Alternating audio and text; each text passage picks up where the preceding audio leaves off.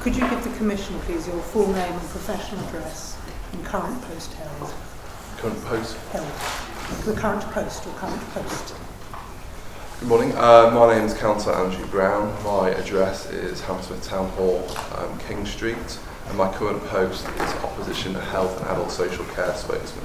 In front of you, you'll see a number of volumes. If you could pick out volume 2, please. Yes. And I think the very first item in volume 2, starting at page 369. Can you confirm that those are your submissions and that they are true to the best of your knowledge and understanding? That is right. And that you wish them to stand as your evidence to the Commission? That is correct. I wanted to ask you, first of all, about some of the issues you raised on the second page of your submission. You were talking about working relationships between the local authority and health professionals being in difficulties, and I wondered if you could assist with the specifics of where that information came from. That information has come following meetings of the Health and Adult Social Care and Social Inclusion Pack, where I've talked to numerous local NHS doctors and managers, as well as meetings I've had with certain professionals within the NHS, both at the CCG level and at the trust level. And can you just expand a little on what they are saying to you? A lot of it is taken from my perception of the meetings and how especially senior members of the council have been behaving towards NHS staff, and then comments made by individuals following those meetings in which they expressed significant unhappiness at the way they were treated. I don't know if you can help with this, but is that something which is documented anywhere? And if so, where could we find it? No, it wouldn't be. I don't believe it'd be something that would be documented. However, I'm sure you'll be speaking with members of the NHS. Well, I wanted to ask you, in fact, about that. Do you consider that it's important for this Commission to hear views from all sides of this debate? Absolutely. And does that include hearing evidence from the NHS bodies that you suggest may have been subjected to unfair criticism? Of course, I think the NHS are probably the most important people to give evidence. So it's really important that they attend. Of course. Thank you. Now, I wanted to ask you also about this. You say that you think things have sometimes gone beyond legitimate scrutiny. What impact do you think that that has had on the process so far? I think the key part of the Shaping a Healthier Future proposals and any changes to the provision of healthcare in this borough and across North West London are about better integration of health and social care.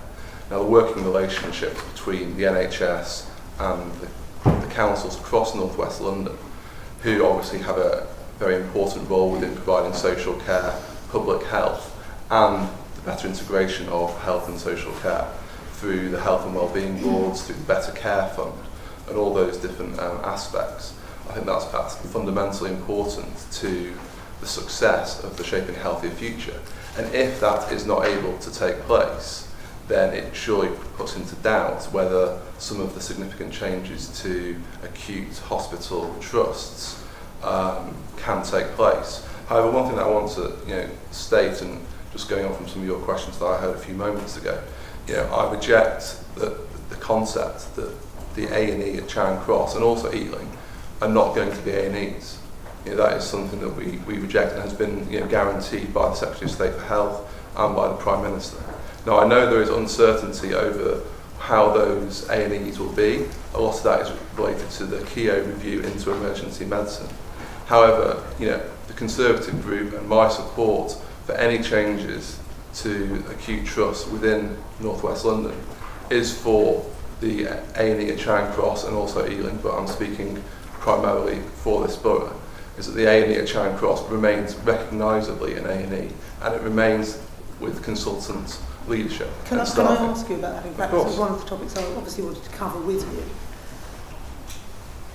you. Is it your understanding that the, call it what you will, emergency service, for want of a better phrase, at Charing Cross Hospital is going to have consultant-led arrangements or GP-led arrangements?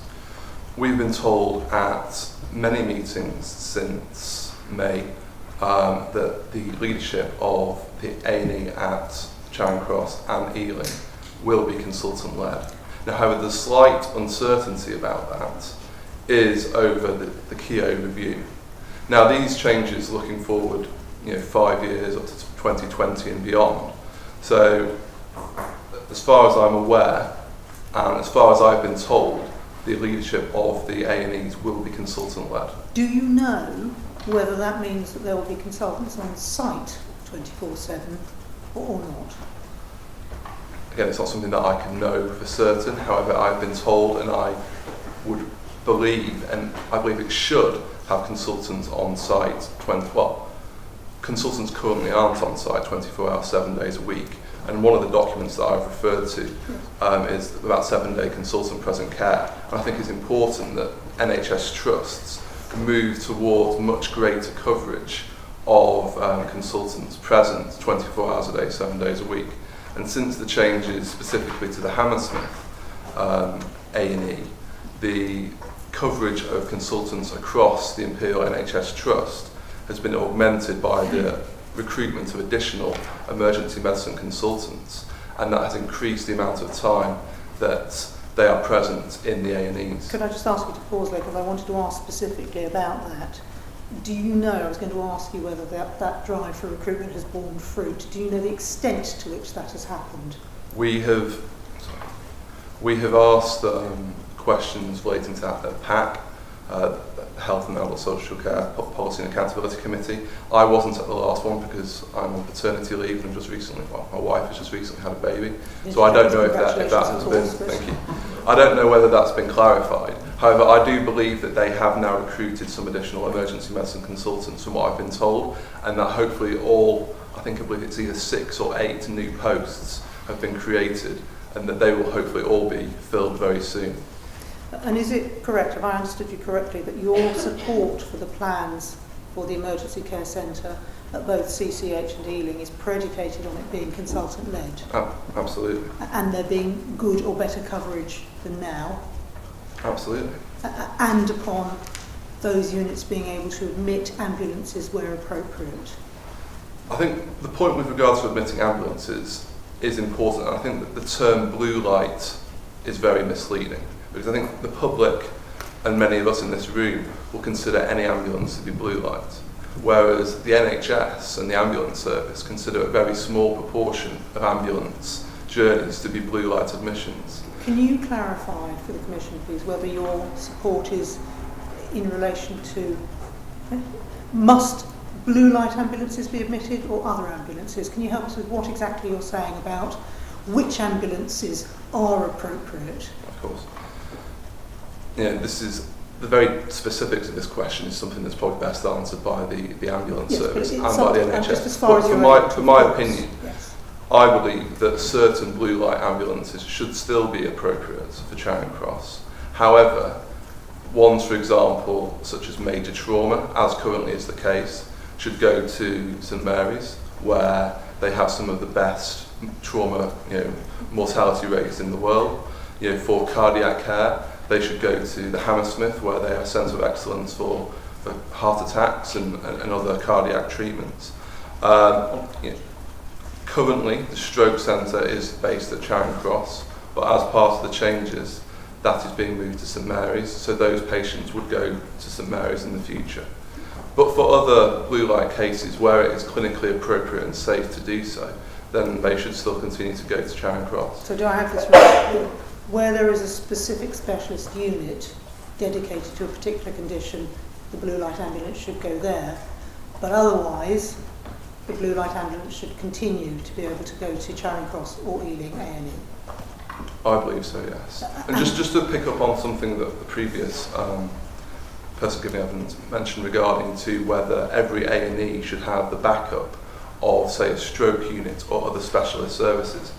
I disagree with her point because, especially with regards to stroke, the centralisation of stroke units across North West London have saved thousands of lives and reduced disabilities from stroke for thousands of patients.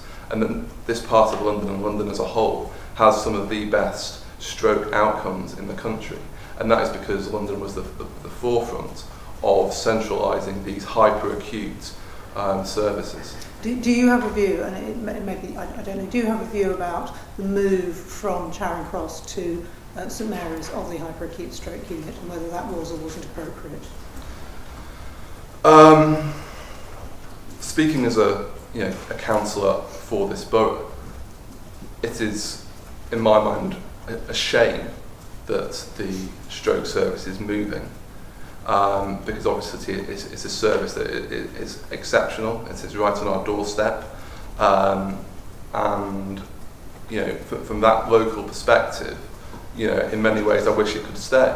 However, from what we've been told by the local clinicians and the local NHS, they believe that having the stroke unit at the St Mary's site, where it has the co-location with the major trauma unit, with the additional intensive care facilities, that would provide even better patient outcomes.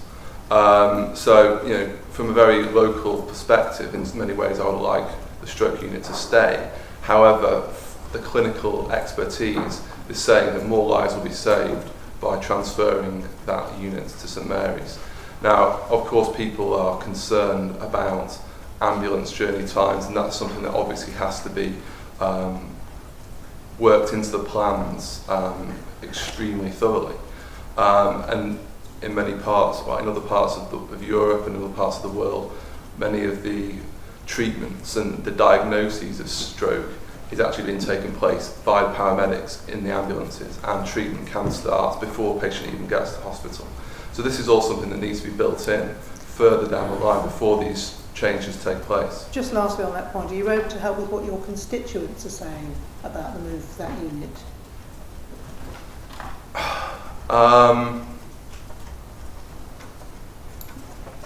Obviously I've spoken to many constituents about the changes to local healthcare services. A lot of that was prior to May, but there's been many conversations since May as well. It is something that's brought up by some people, but a small proportion compared to the bigger concern, which is the A&E services. Now, just turning back to the A&E services, we know, of course, that there were the closures at Central Middlesex and at Hammersmith, and you set out that your view was that was necessary on safety grounds. And we know, though, don't we, that those closures took place in a way which was not following the original plan, and I think you said that more should have been done to prevent that. What should have been done? I think the question is kind of conflating two issues. The first is the independent review panel recommended the closure of the A&E at the closure of the A&E at Hammersmith and Central Middlesex was brought forward, and that's why that decision and the plan to do so happened in September rather than either later in 2014 or 2015. I'm not 100% sure on the exact original timings that were proposed. And my knowledge is better regarding Hammersmith Hospital for obvious reasons. And that was due to the fact that for many, many years, I think up to 10 or even 15 years from what we've been told by local doctors, there haven't been emergency medicine consultants at Hammersmith. And that is not because of funding or anything like that. It's because the caseload at Hammersmith has changed to such an extent that because of its specialisation as a cardiac centre, it was staffed extremely well by cardiologists and also renal physicians.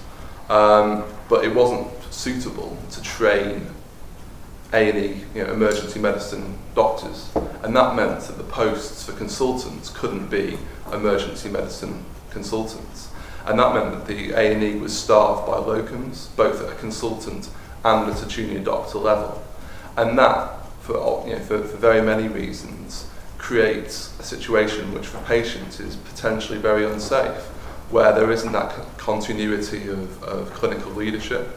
where there isn't that ability to, as a team working together, build on, national and local strategies to improve patient care. So I think that's the reason why I don't know about Central Middlesex specifically, but for the Hammersmith, that's why the staffing was unsafe. And what you say is you were told at the time that those unplanned, brought forward closures wouldn't create a reduction of service quality.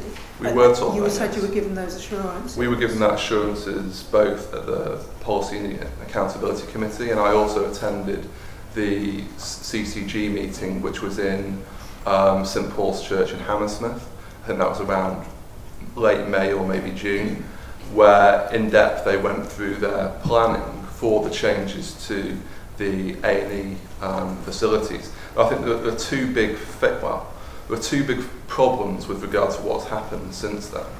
The first is unfortunately out of anyone's hands really, and that's the mutation of the strain of the influenza virus, which was the primary virus used in the influenza vaccine. I think that has nationally created a much greater pressure this winter on A&E services, both in England, Wales, Scotland, Northern Ireland. And then locally, I think it is very regrettable that the new A&E facilities at Northwick Park were not completed on schedule. Is it of concern to you that the information that you were given that gave you those reassurances turned out to be inaccurate?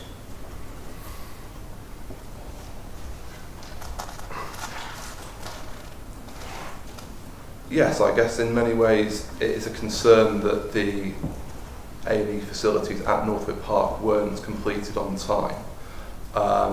That's something that, I don't want to speak ill of areas of London that aren't part of this immediate borough, but that's something that is a question for both the Trust at Northwick Park and also the CCG covering that area. With regards to what's happened locally in Hammersmith and Fulham, with regard to the changing demands on A&E, both at St Mary's and Charing Cross, I think that is explained more by the increasing demand on A&E services on a regional and national basis, and also perhaps some knock-on effect from the difficulties experienced at Northwick Park. Specifically though, does the fact that the information that you were given lacked, it wasn't correct, does that give you any cause for concern in relation to other assurances or information which you're currently being given? I think any plan from any organisation, especially the NHS and healthcare, is such a complicated system, such a complicated area of expertise, that any plans obviously become relatively out of date as soon as they are started to be implemented. And people have to react to those plans as quickly and efficiently and effectively as possible. And from what myself and other councillor colleagues have heard from Imperial relating to their NHS, their A&E waiting times, they have plans in place to improve their waiting times. However, I think that with regards to the plans for shaping a healthier future, and I think specifically asking your question about whether I have concerns about that, I think it is sensible to have more contingency in the plans, especially with regards to bed numbers, and the original proposals for shaping a healthier future, specifically relating to the Charing Cross site, had much fewer bed numbers than is currently proposed.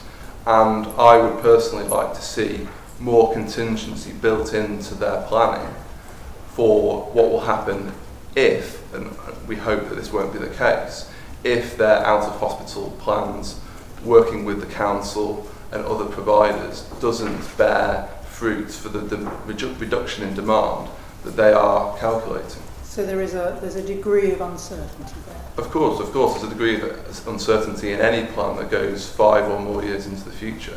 And I think one particular area of uncertainty that perhaps the NHS needs to take better consideration over is the proposed increase in population in northwest London, in particular relating to the redevelopment of the Old Oak area relating to the HS2 interchange and all that would potentially add tens of thousands of new homes. When you say needs to take more notice of, does that suggest that you're aware of any problems with the statistical analysis thus far in terms of population? I think the NHS has used, I'm sure it must have used very tried and tested means of predicting population growth and growth in demand for services. That's something that they must be extremely capable and experienced in doing. However, I think the potential growth of population in that area specifically, and in northwest London as a whole, may be out of the ordinary and may not be fully factored into their calculations. I just wondered if you could expand very briefly. You talked about the flexibility that you called for in terms of bed space in Charing Cross Hospital. I wonder if you could just give us a little bit more detail about what you were envisaging in terms of the scope, because of course we have a very small number of inpatient beds proposed. What is it you're saying in terms of number?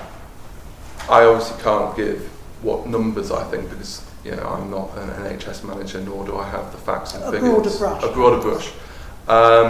The current proposals are for around 150 beds, of which a smaller proportion of that are acute beds. I think there needs to be greater flexibility in the number that are available for acute medicine if required. And I think that perhaps there should be some, and this all comes around to contingency planning and how they design the proposed new facility at Charing Cross, some flexibility in how they design that building. So if it is necessary, both in 2020, 2025, 2050, whenever it may be, as was done with Chelsea and Westminster when they built their building, that flexibility is built into that structure, so we don't end up with a situation where we have with the current Charing Cross building, which was in difficulties from a maintenance and structural perspective, not many years after it was first built, and it was not very adaptable.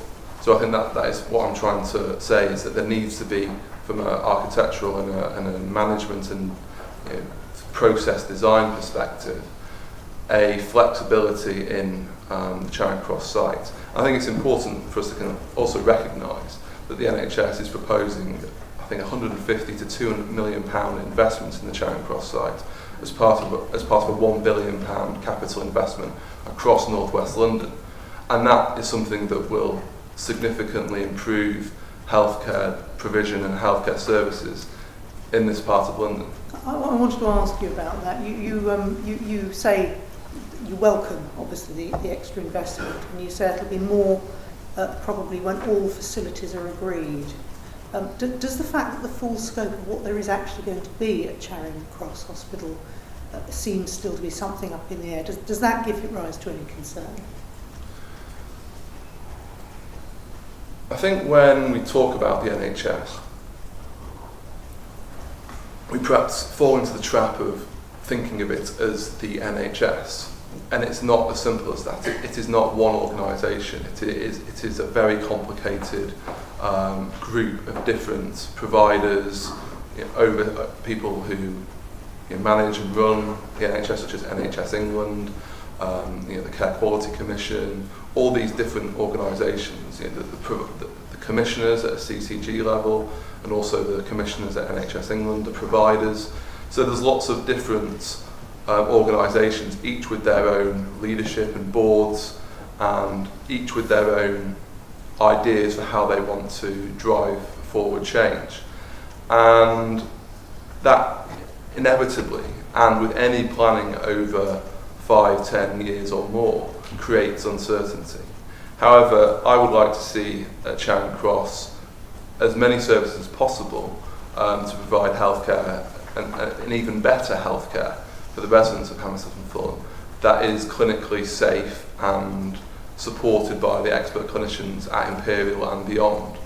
Now, with regard to what I specifically said in my submission, or in our submission, I think one of the question marks is over the elective surgery facility for North West London, or for part of North West London. And now I, from a parochial perspective, would like that to be in Charing Cross. I'd like it to be in this borough. And I believe that because of some of the services that we are being asked to give up, that there should be something that we get in return. But ultimately, the most important factor is the outcomes and the mortality for patients across North West London and also this borough. And I think it's important that we recognise that the proposals estimate that they'll save up to 300 lives a year. Just thinking, sorry to come back to the grubby subject of money again, just thinking a little bit about what's going to happen on that site. Would it be better, given that we're not quite sure, would it be better to wait till we know exactly what facilities are going to be there before embarking on sale of land or demolition of buildings, or indeed any other irreversible step? Are we at that point yet where we can safely do it? Well, I absolutely, there should be no demolition of buildings at Charing Cross, with the exception of perhaps some minor non-clinical buildings, before the final new building at Charing Cross is built. You know, the last thing we would want is a situation where they've started knocking down part of the Charing Cross building and they're still building the new facility. You know, the new facility, and we've been told by the NHS that the new facility will be built and operational before any changes to the existing main clinical buildings at the Charing Cross site take place. And I think, again, I put it in my submission, but I think it's important to recognise that a significant amount of the Charing Cross site is not used by the NHS clinically. You know, a lot of it's used by Imperial College Faculty of Medicine, both for academia and also teaching medicine. There's a large portion of the site is ground story car parking. So there is room on the site for a new facility to be developed. But should there be sell-off before we know the scope of what is going to be on the new site? Okay, on the specific point of sell-off, and apologies for not answering that. There's a two-part. Yeah, of course. I think there has to be a great deal of further clarity before, you know, that would take place. However, I don't think it's any time soon that they would be proposing doing that. I don't think there would be any development of any part of the site until after the clinical buildings are developed. So I think we're looking, and as these plans are for up to 2020 and beyond, I think we are many years away from that scenario taking place. Finally, I just wanted to ask you a little bit about something you raised at the outset of your presentation in relation to social care. You set out some of your concerns about the current situation. What is it that you say would be needed to ensure that the prisons, that additional services are in place so that the emphasis can shift towards community care? What needs to happen first? I think this all comes around the Better Care Fund, and I think the Better Care Fund in this part of London is one of the leading areas with regards to the amount of money and services that are part of the Better Care Fund. And it's incredibly important that the integration of health and social care is improved. And we all know that it's nowhere near as good as it should be. You know, anyone working in a healthcare setting will know that there are frustrations between the NHS and social care and vice versa when there's a patient who is clinically fit to be discharged but can't be discharged because the social care isn't ready. Or there's a patient who's been looking after by social care and the NHS isn't working in a joined up way to provide, you know, the services, the diagnostics, the treatment, the review, whatever it may be, in a streamlined fashion. So that patient ends up having to go back into acute care. So I think it's clear that integration of health and social care, we are towards the beginning of that journey, and there's so much more that can and should be done on that. So the infrastructure now is not currently robust enough?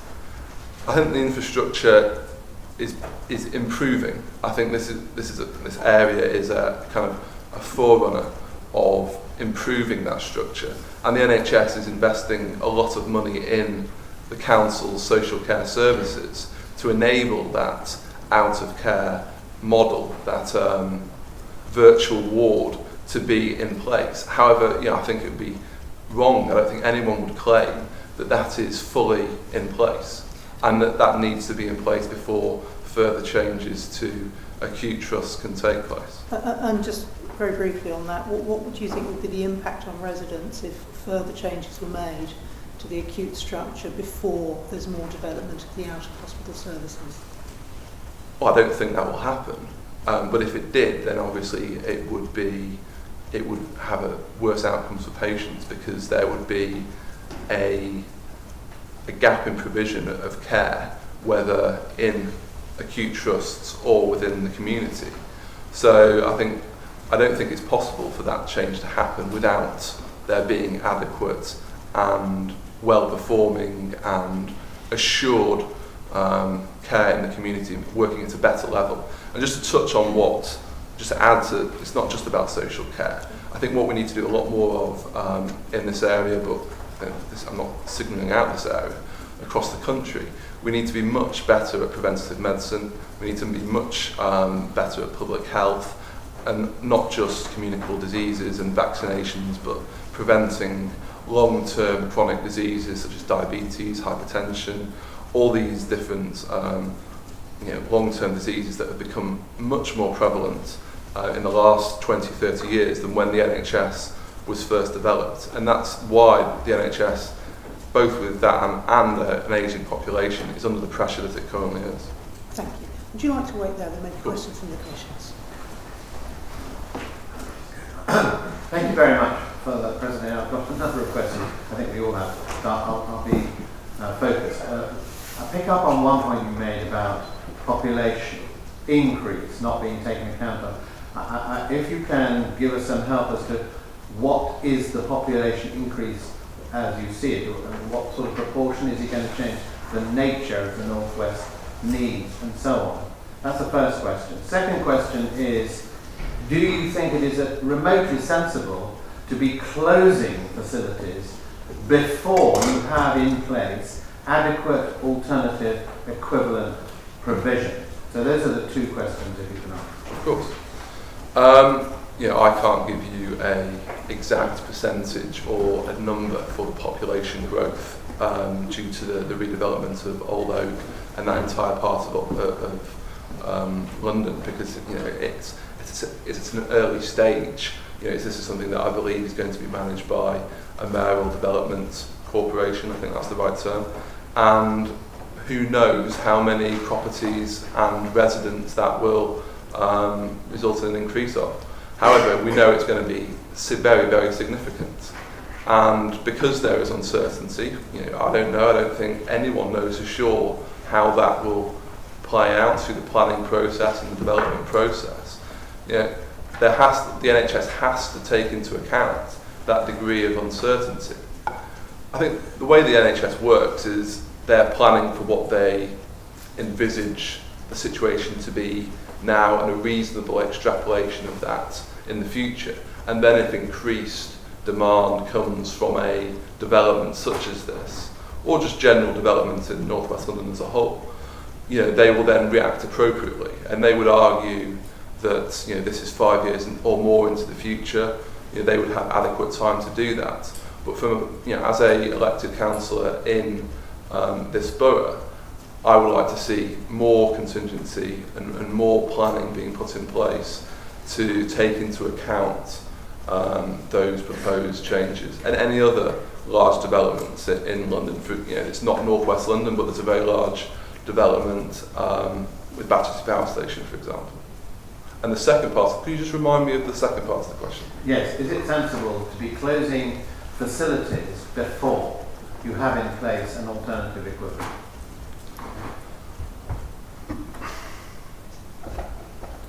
In a perfect world, no.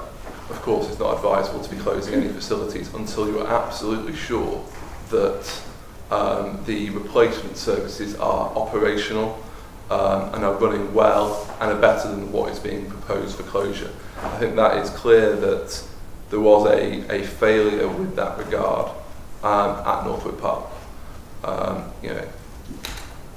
With regard to the Hammersmith and the changes to the emergency provision there, I think from a clinical perspective, from the recommendations of the independent review panel, and from a situation that had developed by accident in many ways, not by design, the provision of emergency medicine, because of the lack of emergency consultants, it was becoming clinically unsafe.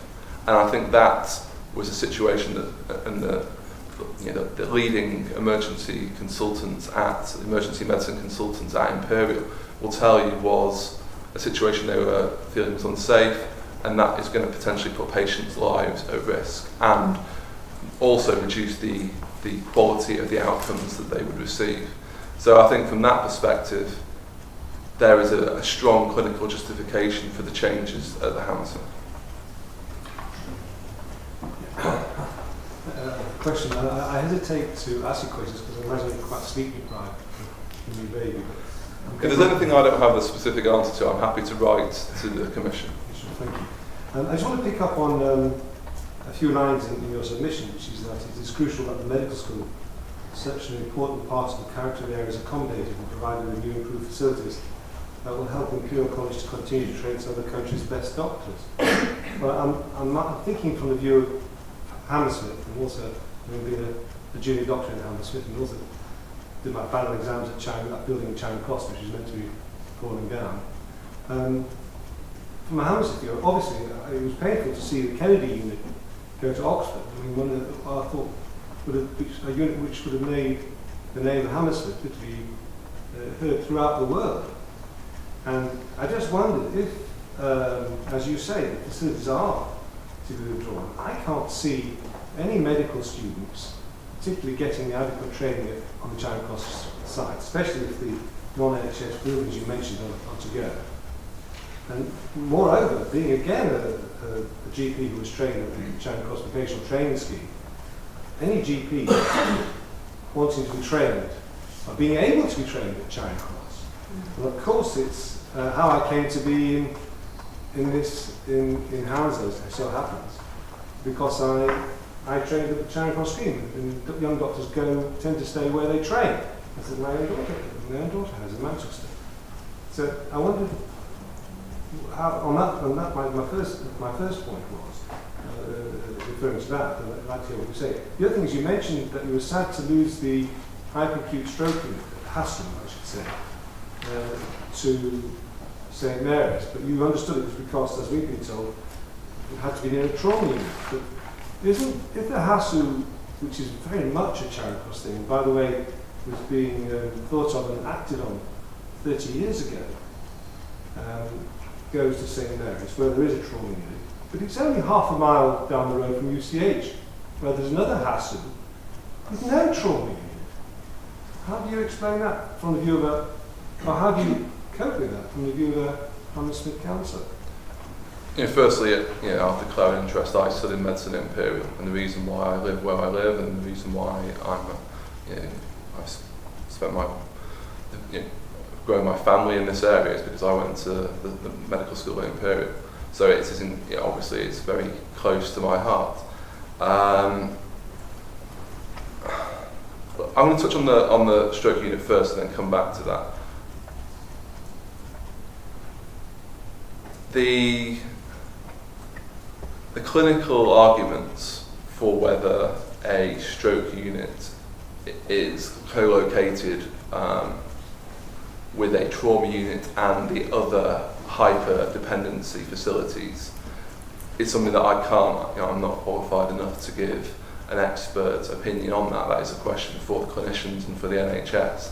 However, I can understand the logic, and I'm sure you can understand the logic behind it. The questions for UCH and that part of London, that's something that they have to answer. And whether they will change their services, I don't know. However, as I believe it, the changes were relating to the stroke unit when they were first established. It was always, in my understanding, envisaged that the stroke unit would ultimately end up at St Mary's. So I don't think that's an integral part of the Shaping a Healthier Future proposals. From my understanding is that was part of the original proposals with regard to the hyperacute stroke unit, which has been so incredibly successful in in saving lives and reducing disability. Coming back to the training of doctors at Imperial and this part of London, obviously Imperial College Faculty of Medicine is extremely important for training world-class doctors, and its kind of operations are not just restricted to North West London, nor are they just restricted to the Imperial College NHS Trust. They have major sites across North West London and beyond. They send people to all the hospitals in North West London. They send them to Kingston. I even was sent to Boston, Lincolnshire on one rotation. So that their reach is extremely wide.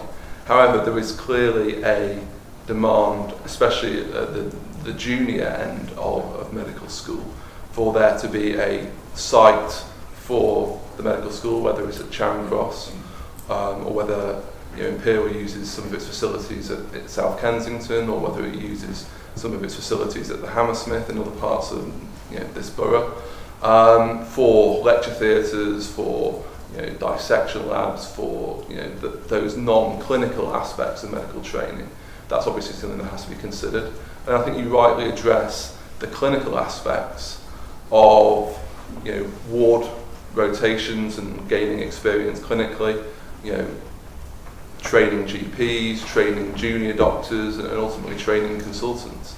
So I think there is a big question over healthcare education, but that's something that only the Faculty of Medicine and NHS Trust and the wider people who organise medical training can answer. Yes, well, actually, one short one and one longer one, because you did say that after the closure of Hammersmith A&E, that the Imperial Trust is now recruiting additional emergency medicine consultants. But I mean, why couldn't they try to recruit them to actually staff the Hammersmith unit in the first place? And the second question is, you mentioned £1 billion of capital investment, which obviously sounds very enticing, but is that contingent on making the £1 billion of savings first in order to raise that money, or where else is that money going to come from? With regard to the question of the staffing of the Hammersmith, it wasn't a question of funding. I think I've already kind of covered this. It's the fact that because the Hammersmith specialised towards cardiology and renal medicine, it no longer had the caseload to enable emergency medicine consultants and emergency medicine junior doctors and the rotations needed for those people to train in that facility to enable it to continue to staff with emergency consultants. It's not just a matter of funding a consultant post.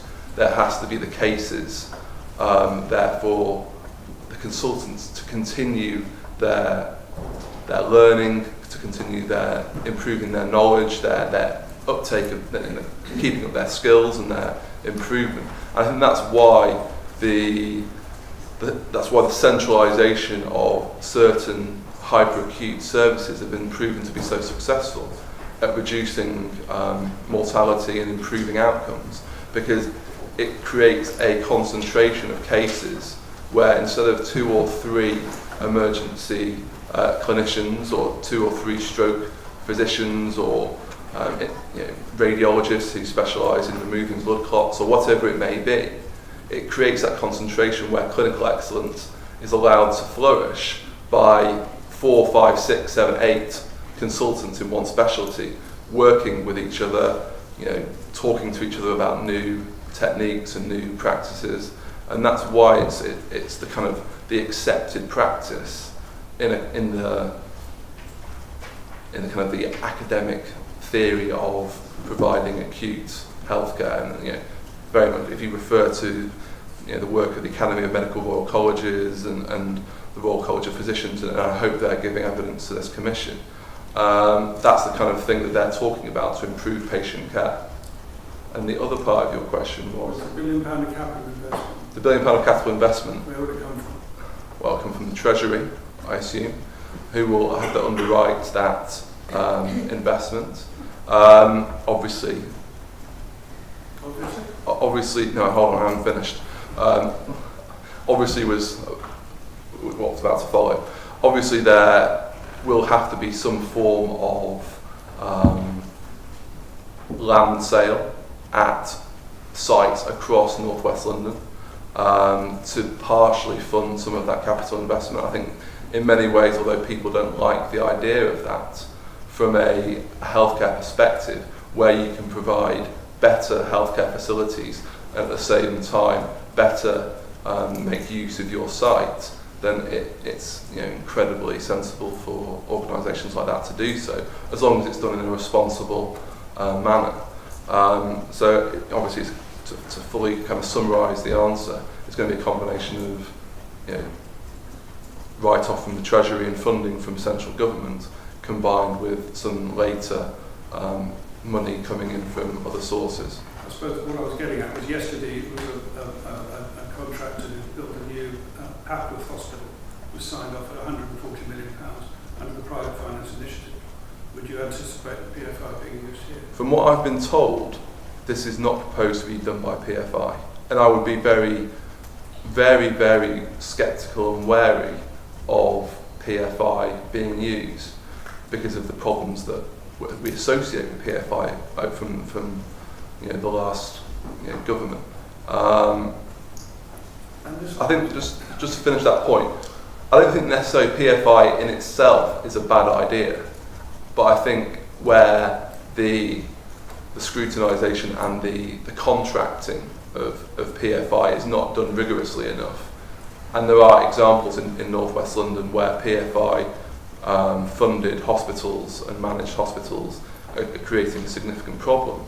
I think I would not want any redevelopment in this borough to be linked with PFI. Precious of time, I'm afraid. Thank you very much indeed. My pleasure. For coming, particularly in your domestic situation. My wife's calling, I think, so let's go. Yeah. Thank you.